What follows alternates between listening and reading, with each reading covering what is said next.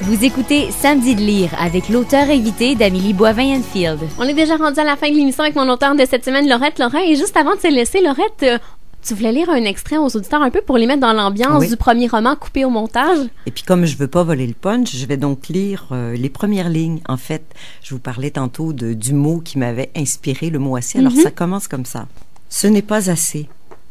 Assez avec un Z. Assez comme un verbe à l'impératif, comme une supplique au présent, un ordre imposé à l'autre, ou à soi-même, va savoir. Va savoir pourquoi je t'ai dit « c'est assez ». Assez avec un grand A, parce que l'amour n'est pas assez grand. Assez de t'attendre, de ne pas trouver d'issue à ton amour interdit, de ne pas me sentir suffisamment aimée. Ce n'est pas assez. Peut-être que je t'aimais trop, ou pas assez.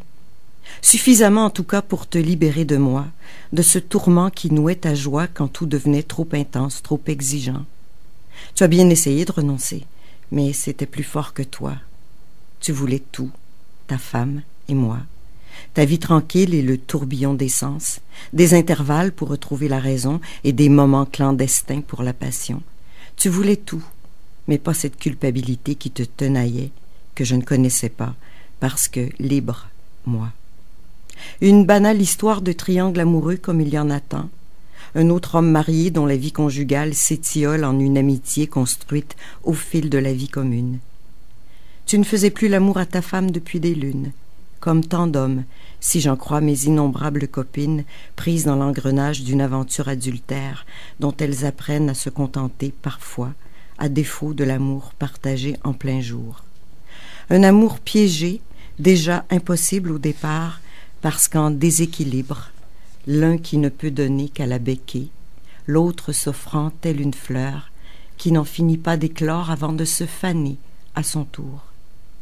Malgré ce vide vital dans ta vie d'homme, tu étais resté là, fidèle, depuis toujours à ta femme dépendante et vulnérable, fidèle jusqu'à moi, moi que tu voyais magnifiquement libre et indépendante. J'aurais dû savoir alors que les hommes, s'ils s'envolent parfois avec des femmes libres, resteront toujours ancrés à celles plus fragiles qui en font des héros. Moi, je t'écouterais pendant des heures, Laurette. Vraiment. Peut-être que tu pourrais songer à faire une lecture audio pour les gens de ton ouvrage parce que je te trouve vraiment très, très bonne. Ben, merci beaucoup.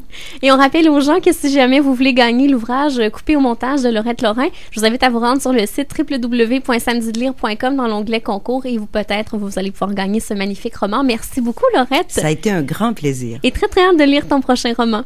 Merci à vous à la maison. Passez une excellente semaine. Je vous retrouve la semaine prochaine pour une autre émission.